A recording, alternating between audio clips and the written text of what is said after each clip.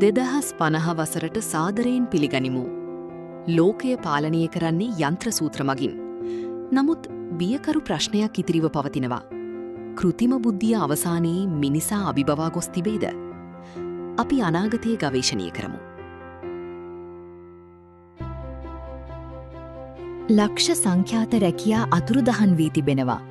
රියදුරන්, කර්මාන්තශාලා සේවකයින් සහ කලාකරුවන් පවා. කෘතිම බුද්ධියෙන් ක්‍රියාත්මක වන රොබෝවරු වේගවත්, ලාභදායී සහ කිසිදා නිදාගන්නේ නැහැ. නමුත් මෙය සියලු මිනිස් රැකියාවල අවසානයද?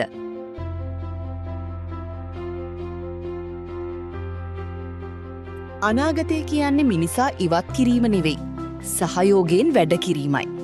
මානව වර්ගයාගේ අද්විතීය නිර්මාණශීලීත්වය, සංවේදීතාව සහ විචාරාත්මක චින්තනය සෑම විටම අත්‍යවශ්‍ය වනු ඇත.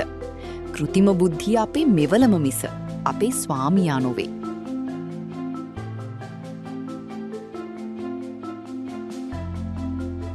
තීරණය අප සතුයි. අපි යන්ත්‍රවලට බිය වෙනවාද? නැතිනම් කෘතිම බුද්ධිය සහ මිනිසා එකට දියුණු වන අනාගතයක් ගොඩනගනවාද?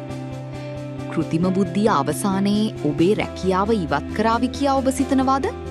පහලින් කමෙන්ට් කරන්න.